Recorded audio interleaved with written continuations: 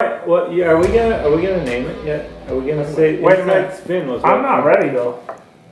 What do you got to do? What are you gonna do? I don't know. I just think we need a minute. We can have a minute. How about inside spin? Because we gotta We haven't come named up with it something for YouTube. We just call it the show. The show. We don't even really call it the show. Grow the show, Gunny says. Grow the show. That's what I say. Grow the show every time. Every time. Where you been? I'd call it hardcore raining.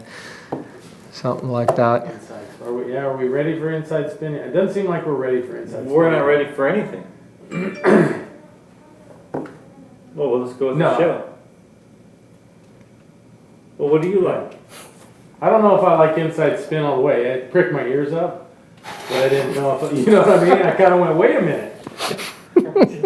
And when we brought it up last week, it kind of caught my attention, but it's falling flat right now. Yeah, exactly. I'm not ready to say it. I'm not comfortable with you saying Why it do we right need now. a name? Or the show. Well, it's so special that I think we really want it to be just right. We gotta have that just It's got to be perfect. grab you. Yeah, it's never gonna be. Oh, who do we like today? It's never gonna be. Who do we like? Today. Yeah, it's never gonna be special enough. It's our show. It's like our daughter. It's never gonna be. The name is never gonna be. Let's just call it our show then. Our show. Yeah, you can't call it your daughter. That's weird. Yeah, that kind of went. No, I didn't catch the no. segue. No boy's ever good enough. No name's good enough for our show. Oh, I see. That's where I'm going with that. Son of a bitch. That's what that old Yeah. What'd you mark in Arizona? 213. What was your plan again? You know, that was good. I don't care what you say. He had a big long explanation, like a big build up. Big build up last week. Like a 30-minute build up on how he got to marking this 213. It was. I watched it. It wasn't that big a build-up. Yeah, it was deep. deep. It seemed like it was. Seemed like we very were here deep. for Seemed like It it was wasn't. a long time. I know these two We get all. didn't watch it. No, they Anyway. get so sensitive Okay. about these things. Anyway, we ready? Okay. The show. Grow the show. Grow the the show. show. Okay, we're back for another episode of the show. We got Gunny Matheson. Grow the show. See? You paid attention this time and it bothered you, huh? good. Yeah. Joe Schmidt. Yeah. This is Joe right here. And then Ruben Vandorp, our special guest today. I Special. think the next time you should say our special guest, Ruben Vandorp. You threw it on there. Yeah, I knew this was gonna be next special, time. doesn't it? I am special. Ruben Vandorp is our special. Well, he is special. He's here. Yeah, perfect. You know how many phone calls Tom made to get you here? One. One phone call. Last week. Because somebody else canceled. No. But last week Tom made 5 phone calls and then settled with Kate. Happened to be here for dinner. Perfect. Yeah, we were having dinner, so Cade showed up and we had him. But he was requested, as was Ruben requested. So I talked to Ruben a little bit at the Red Bud, and I said, would you be interested? And he said, absolutely. We'll Love to. be happy to do it. So we're happy to have Ruben, and he's got lifetime earnings of just shy of $900,000, and been around for a while. I remember some of our days back in. First off, I think I probably first met you at a reining back when we used to go to Gordyville. Yep. Remember that? Mm-hmm. I remember Gordyville. Yeah, those were some. Well, you won Gordyville once, didn't you, Gunny? I did. Well, that was before Joe was born and before Ruben was born, even though they're older than I am. Even though they're older than I am, but yeah, in 2004 or 225. Yeah, we I beat Starbucks Sidekicks because he turned 5 times. Nice. It doesn't matter. That's part of the deal. You got to Win's a turn win. 4 times. Wins a win. That was on my birthday too, man. That was a good day. We drove home from Gordyville on my birthday. Just turned 21 years old. Mm-hmm. Big build up here. Ben Gerst was in the car with me.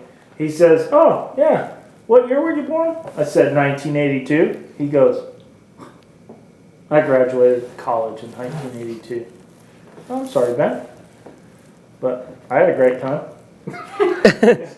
I guess My story's going nowhere. Nowhere. Go ahead. Hey, there's nothing wrong with that story. That was Yeah, a good that story. was- I remember you wanted on a Hollywood Done It, didn't you? Hollywood done it. Just- Just another done it. Yep. Just another done it. I used to love that horse show because we'd go up there and it was cold. There was Nothing. really nothing great about it except for it was great. And when you got there, it was just warm and Yeah. all on the inside. They had pizza parties. They had an open bar. It was wonderful. Those Yeah. sisters put on a great show. It was Yeah. good. You It was remember the fun. Long Branch Saloon? We'd go down there for a steak Oh, yeah. once in a while, and I loved it because the Final Four, March Madness, the Was tournament always always going on. started right then. So we'd go to a little bar right there, and it was cold as heck outside. And you'd go into that little bar and have a hamburger and watch March Madness, and it was always the first round or two, and you get to, it was fun. It was super fun to go up there and see it. I hated driving there. I mean, It's a long way. bumping all the way there in the But you cold think weather. you guys met in Gordonville? I think so. I think so. I don't know. I've been around for a long time, longer than Ruben, but I think so. Yeah, I got here I've been here, 24 years Yeah. in the States, so. I heard Ruben way before I ever talked to him. I always said, if we were allotted a certain amount of words every day, I'd be rich because I don't use all of mine, and I'd sell some of them to Ruben and some of them to Casey Deary, and I'd have all kinds of money because they'd need them by noon, both those guys. Yeah, you're the one talking. Just sitting here listening. Fair enough. Yeah, no, but and everybody always says that when I've got 50 comments about, oh, we didn't even know you could talk. You're doing a talk show. We didn't even know you could talk. But it's, what people don't understand, all of us, when we're at the horse show, not Gunny and not Ruben, and maybe not you. I guess mostly me. When I'm at a horse show, it's just, you're Business, kind of focused. and you're concentrated. And every time I concentrate or think about something, I just get that scowl, I guess. No, you know? bad resting bitch face. Yeah, Does exactly. it help? Yeah. I don't know. I don't even think about it. I just walk around. Apparently, it doesn't help because, well, it does a little bit because everybody just walks around me, I guess. But it's you. You're always Gunny. You're always the life of the party. You're always in a good mood. No, I just like talking to everybody. But I met Ruben in Europe. I knew who Ruben was before that, but I met him in Europe whenever I worked, right before I came to work for you. For Harpsy. Yeah. You were this big around. Yeah, I was good size then. Yep. I was The ears were the biggest thing on him. I'm not lying. I was this size when I went over there, and I was this size when I came back. Yep. I worked my butt off there. Literally. Yeah. I need anybody in Germany looking to hire somebody, I can use a diet program. Oh, that was funny. You're doing good. So, Ruben, how did you get into the horses in Holland? That's a bit of a long story. I started riding horses when I was about 12 years old with a buddy of mine. They taught like Western riding classes at the local academy. We went there once a week and took an hour lesson, and I really liked it. And when I was 18 years old, I wanted to be a veterinarian. And in Holland, they got kind of a lottery system. They have more vets than they need, so they have about 2,500 applications. They take 250 in the first year. I didn't get in, and I got to talk right away. Quitter. I was a quitter, and I got to talking to a guy there named Anthony, and he said, I got some horses. I like the quarter horses. I bought some horses in the States, and would you mind helping me ride them a little bit and stuff? And I went to riding those horses, and about 6 months later, he's like, what do you think about next year, this time of year, we sell about 400 of these things over here. I started laughing. I said, it's impossible. I said, can't be done.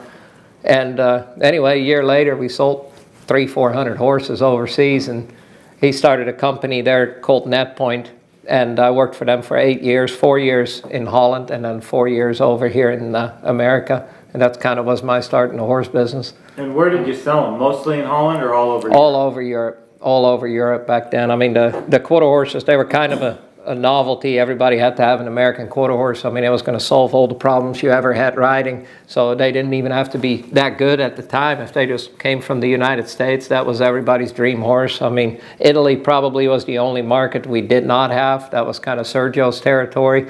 And we had the rest of Europe, so we were selling a boatload of horses, and then ended up buying a quarantine station in Pauls Valley to do our own shipping, and that's where I ended up moving to. Yeah, that's where, when I met you, you were up there Yep. with Fred Mhm. Thompson. But you guys were just selling quarter horses, not reining horses. Back then, there was really, yeah, there was no specified demand. It's like anything else. When a market first opens up, I mean, it just has to be a certain thing, and then over the years, the quantity goes to quality. Yep. They want better horses and more specific orders, and that's when I moved over here, because on the buying part, it just wasn't just the numbers anymore. I had to go ride them, try them. Find them. Yep. Yep. Yeah, I mean, that's a ton of horses. I mean, when you think of how many horses that is to move in a year, Yeah. and all the, I mean, it made sense to have your own facility over Yeah. here. So did you have your own facility over here simultaneously with the facility that was there? Yeah, So you could yeah. quarantine them here? NetPoint had a place over here and then a place in Holland, and we had a whole team set up. I mean, basically, we had a group of people that would just hit all the sales. They would buy all the horses. Then we had another set of people that would ride them, video them. We had a vet that would go through them all, and then everything. I mean, you picture, if you're going to sell 400 back then with the pre-purchases and everything, you needed about 700 of them to get to the 400, and then the ones that didn't pass had to go to another sale, had to get resold. It was a huge deal. It was fun. Like, I learned a lot. It was kind of like my college education. I mean, I learned a lot doing that at a young age. It was fun. When does trading horses in a sale barn and shipping them overseas turn into riding reining horses? I mean, how does that evolve? Is that too quick, too big of a jump? No, really not. I mean, it all just kind of ran simultaneously, or that's a hard word for a foreigner. Same said it time. right. You Yeah. said it great. That's right. I said it really fast with confidence. Maybe that did it. No, you. But yeah, no, over there I showed everything. I mean, it wasn't that specified at the time, so I did the Western riding, the pleasure, the cutters, the cow horses, the reining, the halter. You just had to do it all. And, you know, coming over here, you just had to basically pick one thing, because everything is just such a high level here. There's no way you can do it all and do it justice. So I just picked the reining, and that's what I went with. Did you have a sale horse that inspired you to pick the reining that you sold? I mean, through one of those 400 a year, or was it just You know, there was one little horse the people that, you were around that influenced you to ride reining, or the area? Did the area influence you to ride reining horses, or? I don't know, it was one of my favorite things to do. I'm not going to lie, to cutting actually was my favorite thing, but I was always kind of a loner. I never did good bringing my help to the shows and relying on other people to allow me to do good. Tom struggled with the cows.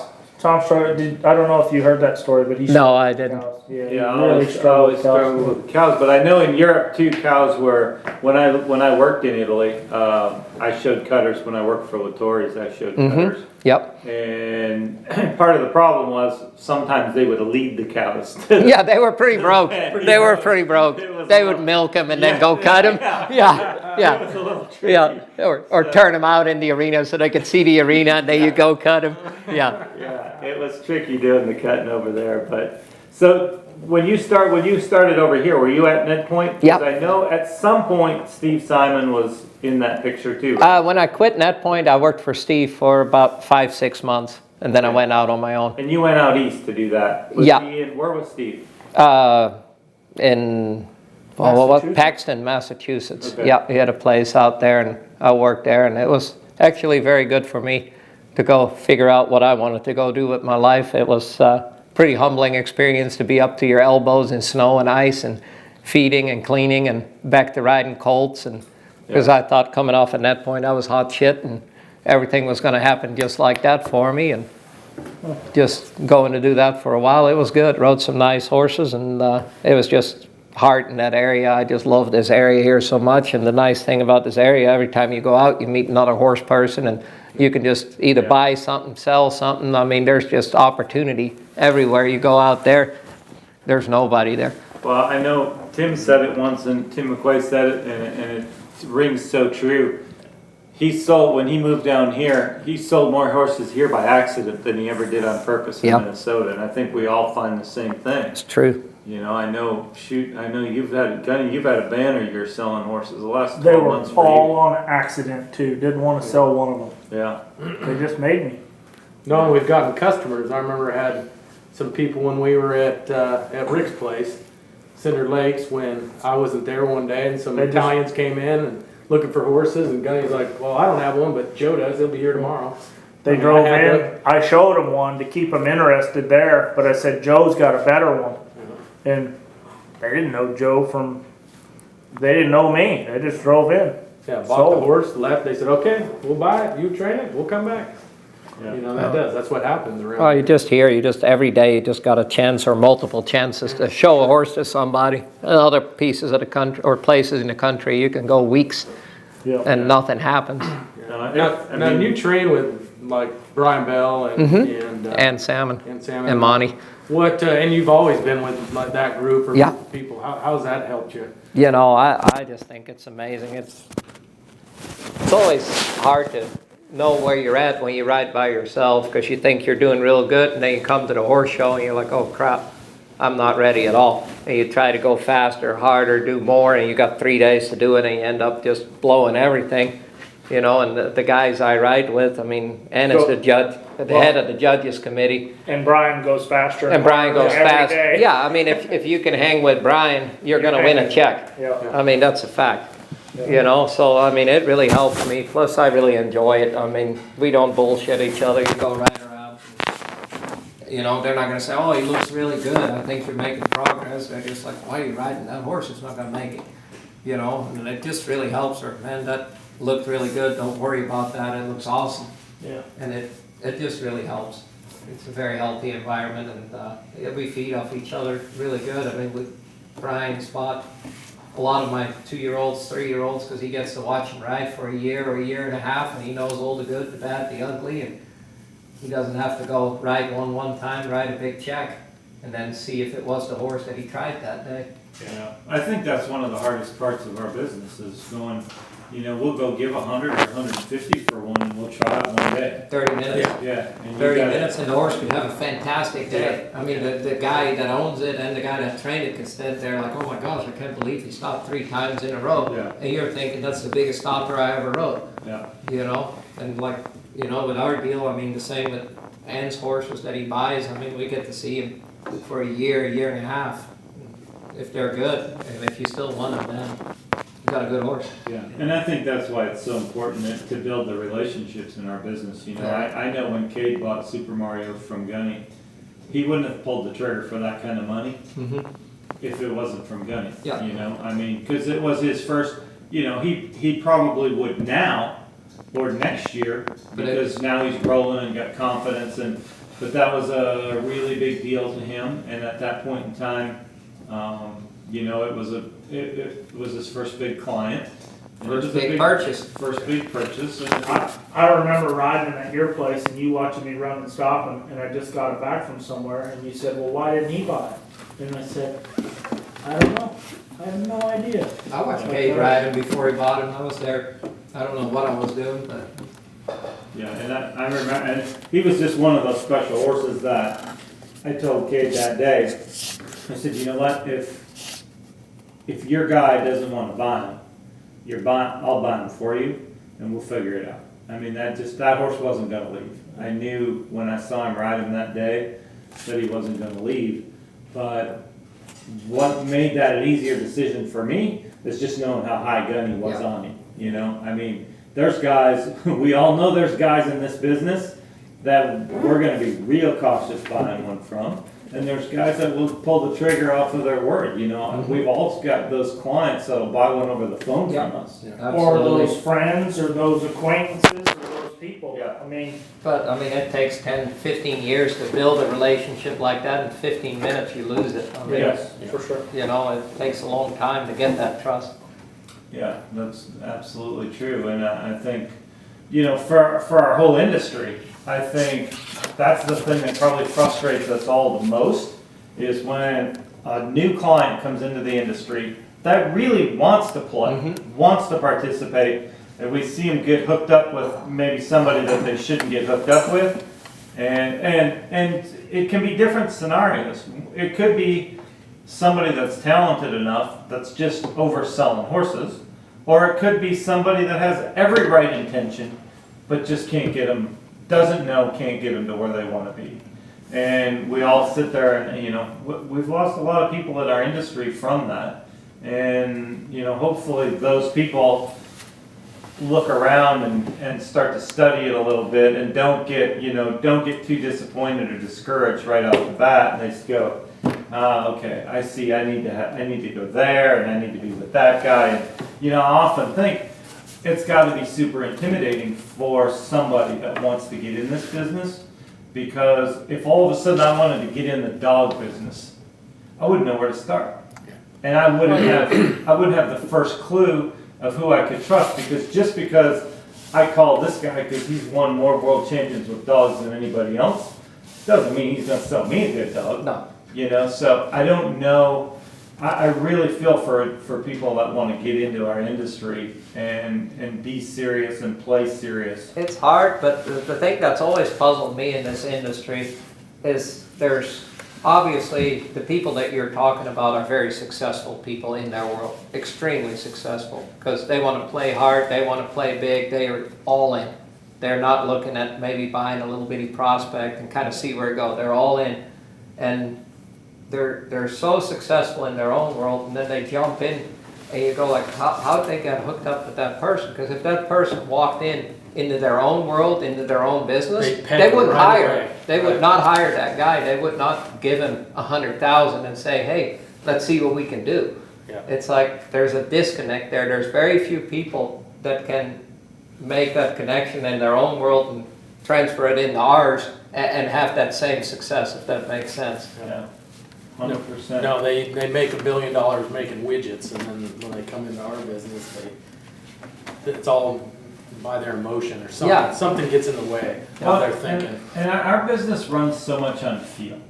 A guy comes in, we've all seen it a million times. Well, at least 1,000 times, where a guy comes in successful in his own world and thinks, if these guys can make it, Yes. then we're going to really make it. Yeah, we're gonna do And they just don't, if you don't have the feel, I think as much as anything why guys like us are successful, it's not always the X's and O's, it's just the feel. gut feel. It's seeing a horse and saying, Well, I like that. You said it right there a little bit ago, where you said, Kate, if this guy's not going to buy this horse, I'll buy it. That's how it's been with every good horse I've ever owned. Yeah. If I went to bed at night and it just made me sick to my stomach if somebody else was going to own that horse, Yeah. and I would go to the bank, I would go to my friends, I'd do whatever I had to do to get possession of that horse.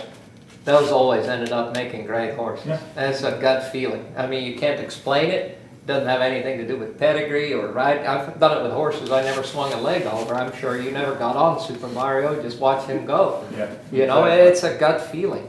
when I bought Smart Starbuck, somebody in Gainesville had him, and I went to look at him, and Mandy went with me, and I got him saddled and got him out to the track, and Mandy was doing some stuff.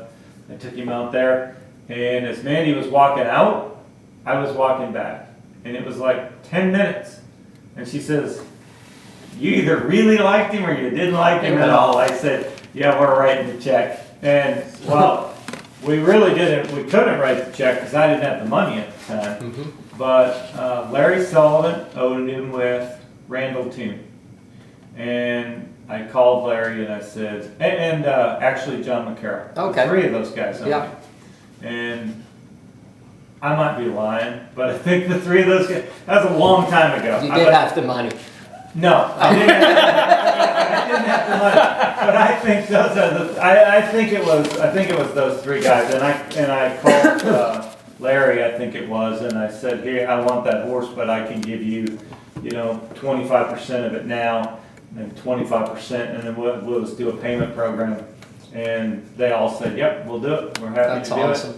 And I ended up selling him to somebody else a month later, keeping him in my barn, and paid those guys early. But that was a horse. It was just one of those things. You just knew. I mean, he just had that feel, and you just knew. Yeah. And I think it's a little bit harder to find those horses now because so many of them feel good. Back then, those horses stood out. Yeah.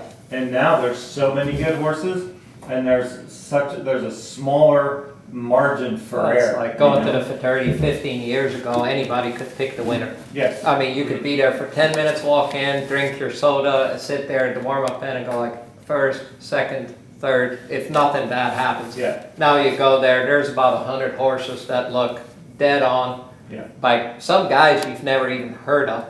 And they're riding around there, you're like, whoa. I mean, it's just the whole package. They stop, they turn, they change leads. I mean, the quality of horses has just improved so much. Yeah. And the training too. So 100%. we're kind of skipped around on our story, and we kind of left off with him working at Steve Simon's. What happened when you went to work for yourself? How did that evolve? Where you went to go roll solo? Oh, that was amazing. That was amazing. I had all these people that were going to send me all these horses. Just like me, you were Matheson Raining Horse. Raining horse. I gave him such a hard time when he started out. 'Cause he was Matheson Raining Horse for 3 months. He had one horse. Yeah. He My was- hat said horses. He said, You only got one. He said, gun, you gotta have her fix that hat. It's Matheson Raining Horse. And you know what? That one horse that I did have, he wasn't good enough either. I was trying to send him home after month one. That was I funny. had no idea. That was funny. Yeah, so where'd you go after Steve's? Well, me and Mel, we were heavily in love, and I traded riding a horse for apartment rent right here in Aubrey. So that was the start, and all these people that were going to send me horses, I got my nice little Sprint flip phone, and I was just sitting there, and I called Sprint about every 6 hours asking if that thing was on. Nobody was calling you not back. a one damn thing that happened. Nothing. I mean, I was like, man, this is going to be great. Nothing. I ended up, Pete Kyle was nice enough. He gave me 5 horses to ride for $1,000, and I was very, very thankful for it. I rode 5 horses for him, and then I very gradually $1,000 a horse or $1,000 to ride all? ride 5. 200 bucks a horse. Yeah. 200 Now, were bucks you a riding horse. at Pete's then? Yeah, So I you're worked at out Pete's. of Pete's. I had my one horse at the place there for the apartment rent, and then I had 5 horses for Pete, and then my string grew with a one-eyed Reminick, and then I got a... With a one-eyed Ruben? Yeah, oh yeah, and I was glad to see him too. Hey, at this point in time, he's Ruben Vandorp Raining Horses. Yeah, That's yeah, right. Yeah, I saw the good one. Yeah. So, That was on the promo. that video. was, yeah, it was. So it was a bit of a rough start. It took a lot longer to get going than what I assumed it would. I mean, it was hard. Like, you know, everybody's like, oh yeah, we're gonna support you. We're gonna do this. We're gonna get your horses. And once I hung up my shingle, I was just like, nothing. All right. Well, now let's skip ahead a little. What's the first horse that you? What's the first good one that you had that was influential, that was big and reining? The first one. There you go. Yeah, I can win money on this one. You remember him? Yeah. I remember the one of mine. I remember the one I remember you having. You tell me which one.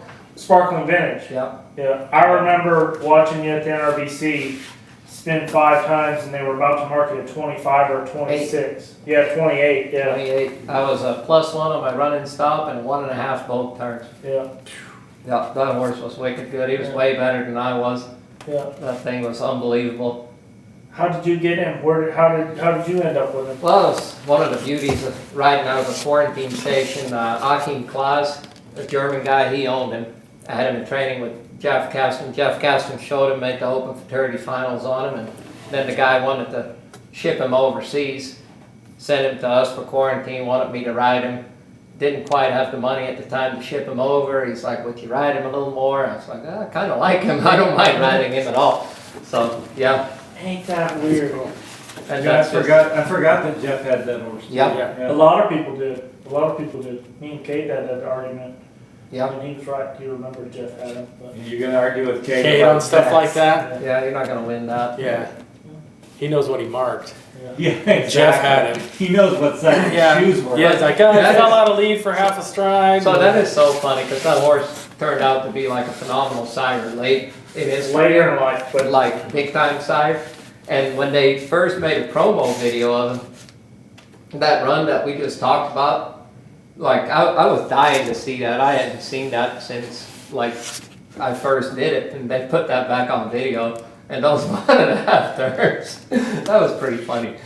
they weren't quite. They one weren't and a half. quite that good enough. No, I mean the ass went as fast as the front end. It was Yeah, it was wild. he turned fast. He turned really Well, fast. I mean, they're playing a lot of them older videos now from the Yeah. from the early 2000s that you have a vision in your head of going, man, I mean, this run of Twain and Conquistador was So flawless. awesome, yeah. And then you rewatch it and you go, It was okay. Yeah. he won. I mean, it was pretty cool, but Okay. But he won it by a lot back then. Back then, yeah. I mean, he was an outstanding horse at Yeah. the time. Yeah, and you watch those videos, and that's really true from the early 2000s to now. Yeah. But when you start watching from like 2010-ish, it's Closer. pretty competitive. Closer. Some of those runs would be. Wait a sec. Who won the NRBC in 2010? It wasn't you? Is that what your point was? Or? No, Oh, I won it no. way before that. No, Yeah. I won it back Wow. when it wouldn't win it today. Yeah. Yeah. We haven't seen that video yet. Yeah, well, yeah, that No, video there has came been up, one. That's yeah, right. That's right. yeah, parts of it were good. You nailed it right there. I mean, back then, parts of horses were Yeah. good. Yeah. That horse Yeah. you wanted on was a humongous stopper. I take you running and stopping Every day. with anything You know, today. and Yeah. like a lot of horses back then, they had one signature move that nobody could get around, Yeah. but not like a all-together package. Yeah, you're right there. You're right on there. Yeah. I thought you were going to say sparkling damage. I just didn't. No, I wasn't, but that's why I asked you. I was going to say Einstein's Revolution. Yeah. Yeah. But so he tell was, us- yeah, but he was. after that. He was You after. you were a reining horse trainer by then. Yeah, I was. He did, you said, you know, you're starting out your business. You're waiting for the phone to ring for reining horses. I was just wondering if there was one in there that you remembered that caught your eye. Yeah, no, the first one on my own was Revolution. Before Sparkling Vintage was at that point still. Oh, really? Yeah. Right. Right. Oh, darn. I had that one there. I had old Jack's Whiskit, that little gelding. I don't know if you remember him. Dude. He was a good little. So that's why you went out to Steve's with the big expectations. You thought, Oh, yeah. oh yeah, you were on a roll. Then. I was on a roll. I had real big expectations. Yeah, and then you ended up 6 months of that, and then you decided to go on your own. Yep. And where did you work out of at that point? Beat cow.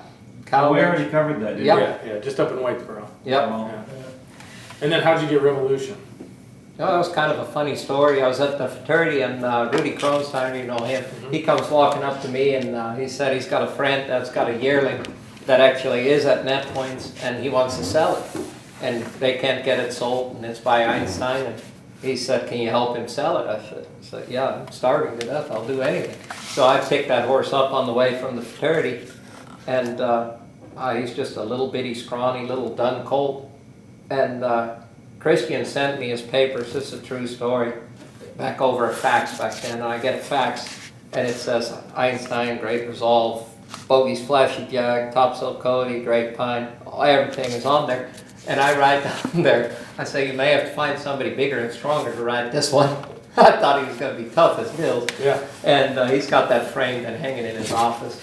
It's nice. Yeah. And anyway, I put that thing in the round pen. I'd never seen a horse move like that. And I rode him for a couple of weeks. I called Christian. I mean, that horse at the time costed 7,000 Deutschmarks, which back then was about $4,000. And I called him. I said, dude, this is possibly the most rare animal I've ever seen move. I said, I love everything about him. I said, don't sell this horse. So he kept him. And then, you know, I trained him up and took him to fraternity as a 2-year-old, and I don't think it was a 3-year-old that year that could outstop him as a 2-year-old. I mean, he was just a freak that way.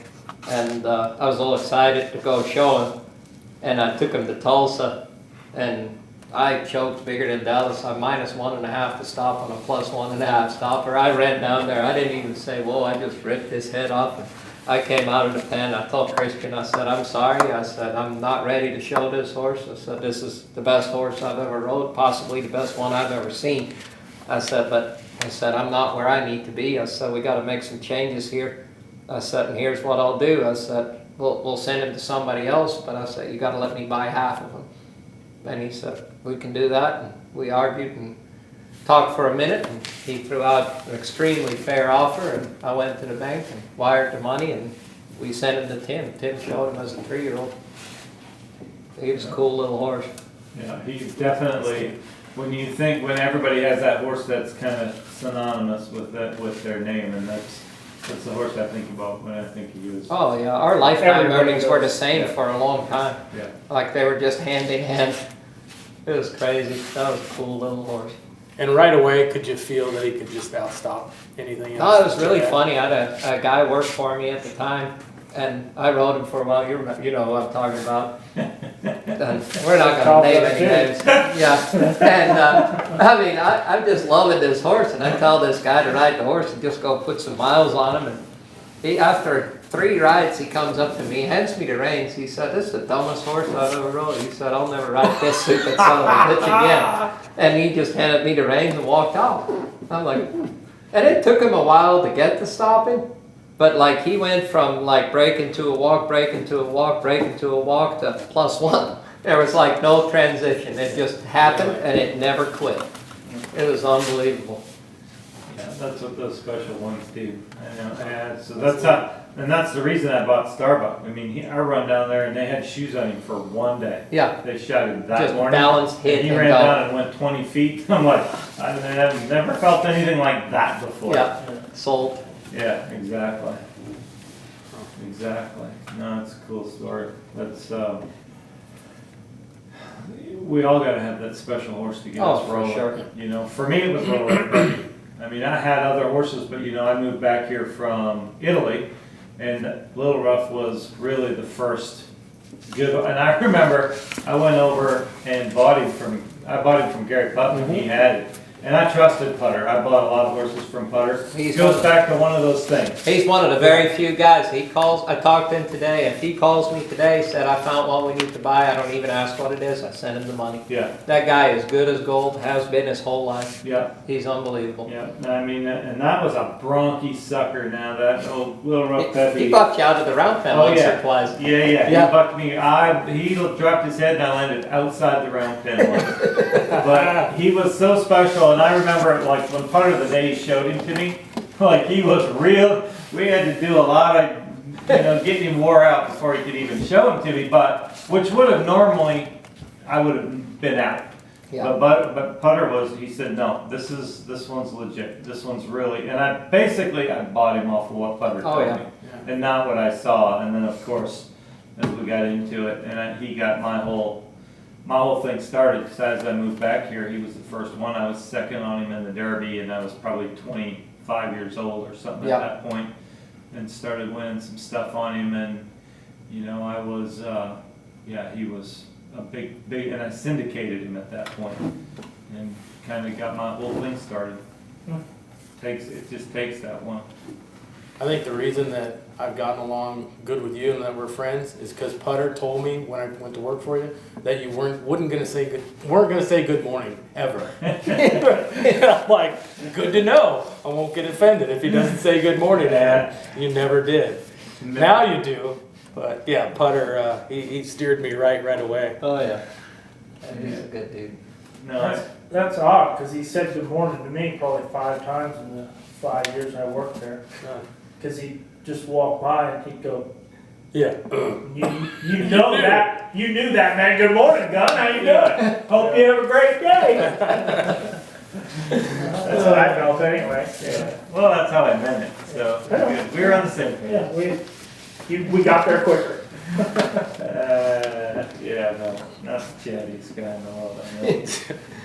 I remember when you came over, you were laughing one time. You That were was some funny horses with the over fraternity there. one. We're at the Legacy Hill going, and we come over and go ride at Tom's, and I bring all my 3-year-olds. I get there at 8 o'clock. I ride 5 head before noon. Kate is there. He's young. He can tell you every horse how it's bred, what the mother is, now which lead it stops better out of, left turn, right turn, good leaded, bad leaded. He knows everything about my 5 horses that I rode. At noon, Tom looks up. He said, "Hey," he said, "you got any good 3-year-olds?" I said, "Well, I guess not. I mean, I've been here for 4 hours." Uh-oh, did I just unplug myself?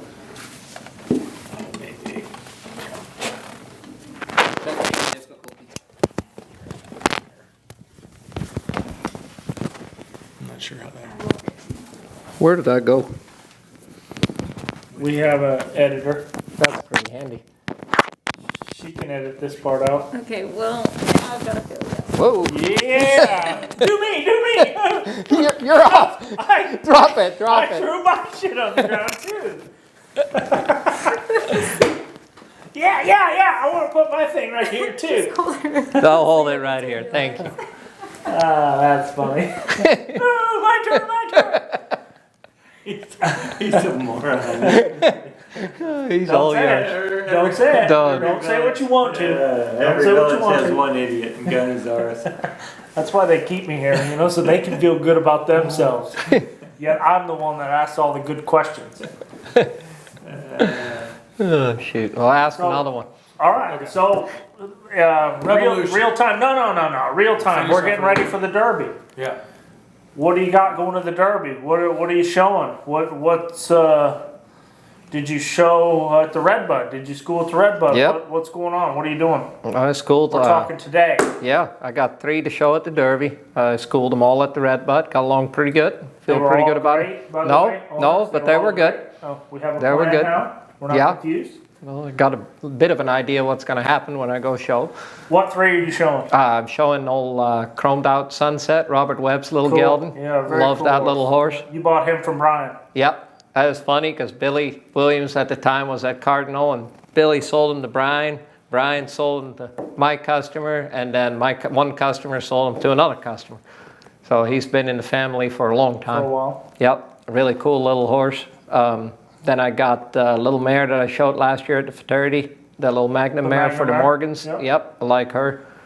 And then I got my little stud by Spook's Got a Whiz. I'm going to show him. Oh yeah, Spook's got a crush. Yep. Yeah, cool.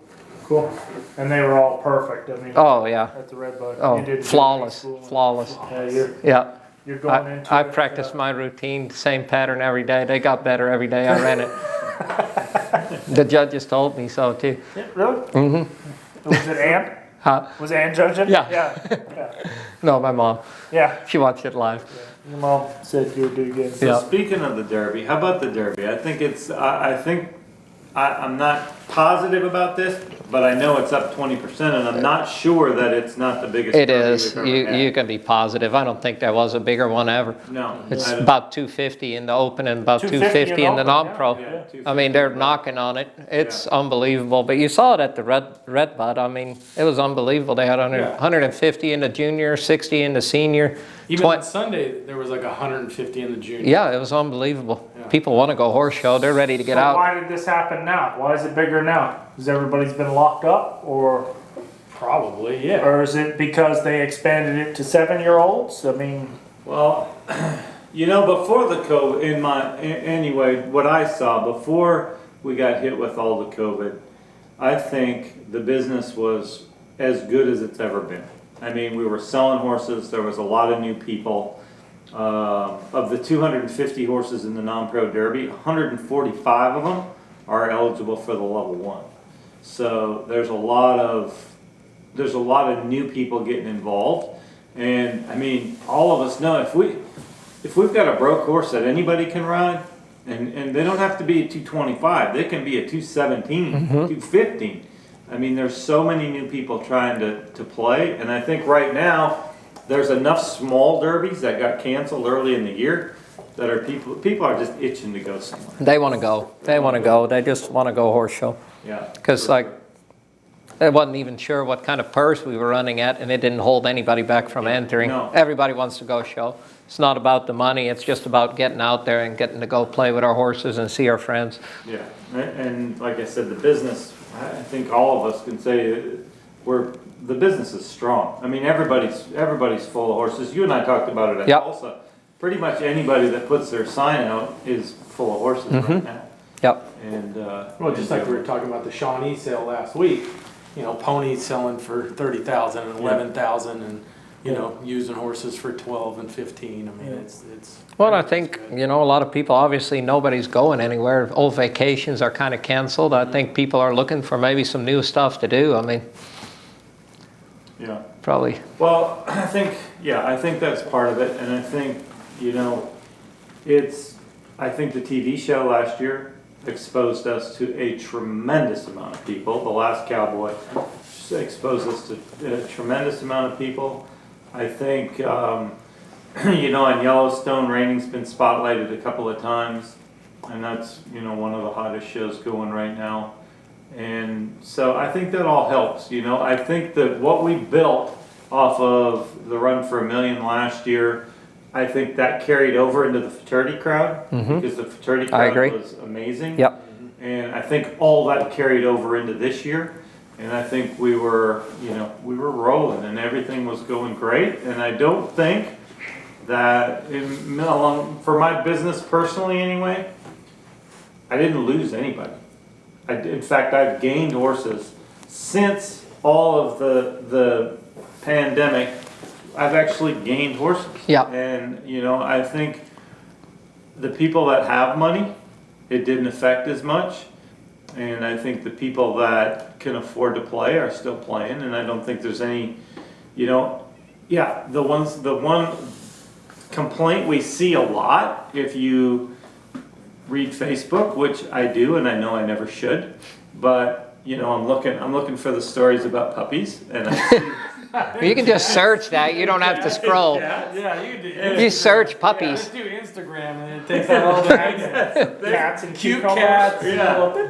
And you Yeah. see these, but Be you careful see with these, that. You know, people talking about, you know, how expensive the reigning's getting, and you know it's a drawback, and it's, you know, there's some negative there, and to me, it's not a negative. It's just part of the evolution of what we do. I mean, horses are better now, and there's more of them, and they cost more to breed, and they cost more to raise, and they can't possibly cost what they cost 20 years ago. No. Because everything costs more to get them there. Oh, plus, I mean, when we go to a horse show, I mean, we want the good ground. We want 2 tractors. We don't want to wait too long. We want Horse Kaiser breed. drags. We want the ground perfect. We want it heated or air conditioned. We want everything perfect. You know, if we want to go back to showing in a plowed field and just set up a concession stand and add a little money, you can do it real cheap. Yeah, But, I mean, everything that we so enjoy, I mean, it's going to cost a lot of money. 100%. You know, I was just coming back from Scottsdale. You know, we went out there and I called my clients because there was, you know, you pay a big sponsorship and you get in the air-conditioned barn. Yeah. Well, I talked to my clients. I didn't have to talk to any of them for more than 10 seconds. That was 108 Yeah, there. it was supposed to be 112. I yeah. said, you want to pay an extra so much money to get in the air? Yeah, for sure. Yep. Yes, we do. Yes, we do. You know, and why wouldn't you? I mean, you know, it's just, the business has changed. There's still a ton of places to buy a $15,000 horse. Yep. And take them to a show that you can enjoy and be competitive at, and go do your reining, go do your thing. There's a ton of shows like that, and I think sometimes the higher end shows get a bad rap for everything costs too much. You don't have to go there. I mean, No. that's where you go when you've done this and you say, okay, I want to challenge myself at the next level with the next level of horses. Then that's when you start stepping up and going to the higher level. But the upside is so much so much higher too. I mean, you go to the NRBC, you go to the fraternity, I mean, you're talking a payout of big money versus, you know, going to $1,000 at it. Yeah. I mean, it's... Yeah, 100%. And the payout beyond that, if you take a mare, and, you know, none of us sell this to any of our clients as a way to get rich. No. None of us. It is, you do it for fun. You do it like you buy your fancy car, your fancy boat, any of those things. You do it for fun. And, you know, for me anyway, I've always sold it that way. And the idea is to go there and enjoy yourself. And if you happen to hit a mare that wins 50,000, 60,000, 100,000. Makes finals at the majors. I mean, You you can can. make- you You can got make yourself a money on little it. factory. Yeah, Yep. you can make money on those, and then we know some people Yep. that have a mare in the backyard that pops something out every year for 50, 75, 100,000. Make a living off of one Make a brood living mare. off of one brood mare. It does happen. But it's not the general It's rule. not the norm. Right. No, it's really hard to do. I mean, it sounds so easy. Buy a mare and go win 50 or 100. I think there's, 30 mares in our industry that won over 100,000. Well, But you know what? It's the carrot. Yeah. Right? It's Yeah. the thing that, The it's why I go and play blackjack all the time. The dream. Because I know I'm gonna get on one of those historic runs and I'm gonna sit down and win $100,000 in one sitting. And, Get it all back. it hasn't happened. It hasn't happened, but it's the carrot. And you know, the thing is, it is reality. We do know people that have Oh, done yeah. it. Yep. So there is that possibility, but it is, you know, I mean, it's so rewarding in our business when I think we all like to see people be successful and run into those mares and run into those studs. For sure. And have a program. Even with the stud horse business, we know people that are not horsemen or horsewomen that have hit a stud, Oh, that have went ahead and, you know, put them on the map. Everybody knows who they are. put them on the map and Yeah. paid for their horse business. Absolutely. You know? Pays for all their business. So it Yeah. can happen. For sure. There are the success stories and it can happen, but for the most part, it is just, you know, and what people don't understand, you know, you and I both stood a lot of studs, owned studs. It is so rare to find a stud that's worthy of being a stud. Oh, for sure. It is so rare that, you know, and I think that's one of the things that really in our industry right now that we have to all struggle with, and you know, may not be the thing to talk about, but we talk about those things on this show. I think one of the hard things about our industry is, and it's not right and it's not wrong, but in the stud horse business, you have a stud that hits a lick and is a sire, and things are going his way, and he's 7, 8, 9 years into his being a sire, and he's siring good horses, and you always have these young crop of studs Every year that you are got to. given, and they're given deals.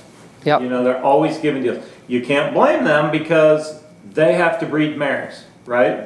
They have to breed mares. So they're not doing anything that I can say they probably shouldn't do. But it puts a lot of pressure on some of Yep. these older horses that are already successful. Proven. That have to, and that, you know, the amount of money that it takes to get a stud to the point where he's there, Yep. he should be charging $5,000 minimum for a For sure. stud fee, and he should be getting it. But we're not to that point yet because we do have all these younger horses coming up behind him. Well, plus every year you got a new stud popping up. Yes. I mean, every year we got a new fraternity champion, a new Derby champion, a new NRBC. Every year there's a new stud that wins a major. But I also think that people are very quick to pass judgment, and especially on studs, and they're on to the next best one they think could hit. So the unproven, no bad habit stud, you know, no stereotype Yes. stud breeds more mares than a proven one that maybe has a stereotype to it. You know, it's really. I've had people in this industry tell me about a horse that's never bred a mare that he wasn't going to be a breeding horse. Yep. I mean, that's a pretty harsh prediction. I mean, never even tried. I mean, how would you know? And it can be a head scratcher. I'll use Got a Special Night for an example. His first year he bred 210 mares.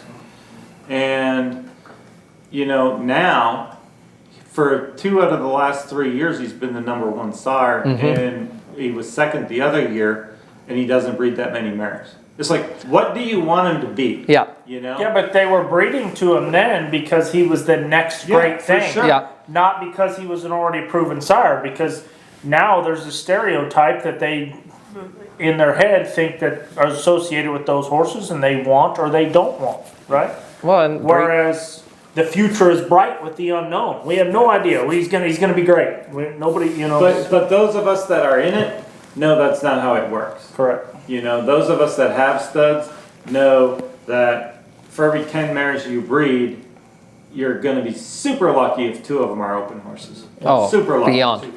And then you've got 8 that are going to be not as good, and that's where your stereotypes start coming in. Yeah. And you know, how many times have you had a horse? You've had a horse by a stud, and you said you hated him.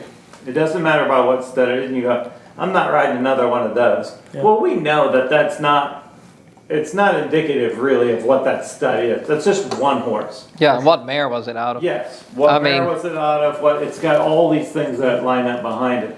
So, you know, the breeding business it's tough as a stallion owner. It's tough as a, you know, it's Well, tough as a mare owner. It's tough. It's just a tough business. Well, you take everything so personal because everybody's mad at you, like you Yeah. knew that wasn't going to work. Yeah. Breathe to your horse, I get one with one nut, I'm going to be mad. Why do I get one with one testicle or a crooked leg? I mean, it's personal. Yeah. It's hard. I mean, and people start talking about your horse. It's kind of like your kid and telling you your kid's fat or your kid's ugly or stupid. And Or I'm sure you felt this same emotion as me when your buddies breed to your horse the first year. yeah, And then the next year, when everybody lists in the Rainer, Yeah. and the Quarter Horse News, what mares they've bred, and you see your buddy's name on it, wait a minute, Yeah. my buddy's breed to that guy's stud. Yep. And, you know, it takes a couple years to get hardened to the point where you know, it's a tough want to business. talk I to mean, your buddy again. yeah, You're like, You don't like my studs? yeah, man. You're not coming over here for dinner. And it does that. You get invested Big time. emotionally in Big your time. horse. Yeah. And you think that You you know, take it personal. you just get to the point, I got to the point where I really didn't care. I just raised the ones that I wanted to ride and I wanted to show and that I thought were going to work. And if other people wanted to join me on that deal, then great. But I mean, it's a tough deal. It's not easy. Yeah, and that's how I am with. I mean, you special breed, ones. yeah, you breed, you know what crosses on them, what you like, I and breed my mares, and anybody that's ever gone to a yearling sale knows I sit in the front row and buy as many of them as I can. Yep. And I mean, it's just you know, I believe in them, and if you don't, then that's fine. Everybody's got to do their own deal. But it took me. There's a maturation process there, you know. It took me a while to mature into going, okay, if Gunny breeds his mare to somebody else's stud, I'm still. are we still friends? Yeah. Yeah. How does that work? And for a while, you know, I mean, Kind of cheated on you. yeah, you get so invested in those horses, and you feel like everybody should think like you think. And, Yep. You know, it takes a while to get over that, and now, you know, and that happened to me. That didn't happen to me with Gunner Special Night because at that point I'd already had Little Rough Peppy And Smart Starbuck. So I've kind of, at this point, I'm like, I do what I want, and I know what he is, and if you want to breed to him, good. If you don't, we can still. It's be fine. friends. So, Yep. Yeah. Yeah, but the stud business is tough. It's really tough, and you know the whole breeding deal is, you know, probably the best horse I ever rode. Well, one of anyway was. Well, how am I going to say this without hurting somebody's feelings? I don't know. Buy a horse that wasn't real popular, and out of a mare that was by a horse that wasn't real popular, and I won 200,000 on it. You Well, know? that narrows it down. Which one was that? I think it was a Bay Gelding show. Yeah, it might have been a big gelding. So, you know, I mean, I'm trying not to hurt anybody's feelings. Yeah. Because I just got done saying, you know, if you're a stud owner, you're invested in that stud emotionally. But, you know, you never know. You just never know. But that's funny that you say that. He's by a horse that people don't love, and out of a, you know that horse is by a multi-million-dollar proven sire, and out of $1 million sire mare. You know. Yeah, for sure. So Right. the sires on both sides were $1 million producers, For sure. but for some reason, not super popular. Yeah, 100%. Yep. 100%. And you know, I mean, that's for sure, without a doubt, your percentages are higher when you breed the good ones to the good ones. Yep. I mean, but you always have that one rare one. And when I look at brood mares, I don't know about you, Ruben, but when I look at brood mares, you know, you and I both bought a lot of brood mares over the years. I kind of like to buy, if I'm looking at a mare that's in a sale or something, if they've had 7 or 8 colts that have won, you know, first one won 8,000, second one won 12,000, Yeah. and 3,000, and then All different sires, all different sires, but they keep hitting. and maybe no sires that you would pick. Right. Yeah, those are the.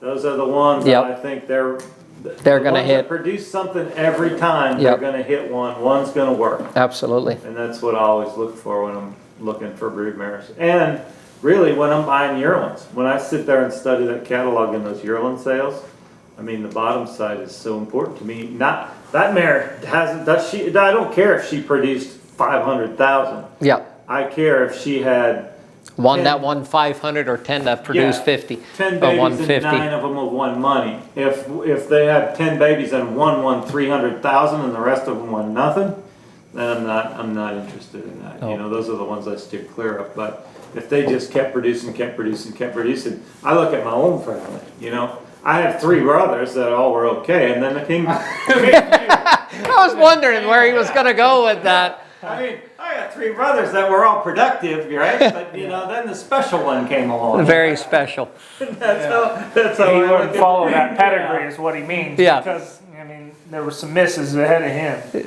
But Well, he was a home run. They weren't necessarily misses. I'm just saying, you know, they were all good, but then you know, They all won about $500. you hit that one special one. What about the red bug guys? Was the COVID stuff a problem there? Was it? I saw a fair worker wiping down the Rails. the railing with a dirty water bucket and 1 rag. So I think we're good. He spread it everywhere for Yeah. everybody to enjoy it. So I was like, if they're okay with it, I guess I am. So there's a whole bunch of rules on the Derby, sheet that we're supposed I to glanced follow. over that today. Were they followed at the red bug? Well, nobody did a stall set up there, but we can't have couches, we can't have bars set up, we got to be 6 foot apart sitting. Which really, we wish that was the rules for all of the horse shows. Yeah. You've been training for this your whole life, No stall fronts at all is what I would like it to be. 6 feet away. Yeah. Wait a minute. You guys are still setting up stall fronts At the Derby? at the Derby. Yeah. Oh, you're a neighbor, aren't you? I was planning on not doing it, man. I Yeah. was planning on just rolling. You're gonna have to put something up. At least get a marker up. Put gun neon. Can I just hang a sign up? No curtains? Y'all doing I think curtains? you can. You can be Matheson Reining Horse, you got one. I got one. I could be. You know what? Back to your roots. My curtains won't work because it says horses. Yeah, no, we can fix that. Yes. Hava's got a couple that puts you over the limit. Yeah, she's got 2. Well, she is the ambitious one of the group. All right. Well, we've reached the end of our time for the show anyway. Ruben, thanks for coming. Thanks for having me, I enjoyed it. Thanks for sharing Thank part of you. your story anyway. I'm Thank sure you. We'll get the rest of it at some point in time. Oh, yeah. We always get off track. We always get sidetracked. I was hoping you were going to tell the story where I was on the phone with the bucking horse. I'm just glad you didn't tell the story about me on Valentine's Day. You got violated that day. Yeah, you could say that. Yeah. We'll leave those stories for another. All right, that was a good one. Yeah, you won that one. Yeah, I win all the stories. He won that one. All right. Well, again, thanks everybody for tuning in, and don't forget to comment and share. And we're going to have some great giveaways at the beginning of next year. We're going to give away some free stud fees and whatnot, so it's going to be a big deal. Comment and share and help us grow the show. Grow the show. We're loving to do it, so do it with us. Thanks. Tag a friend. Tag a friend.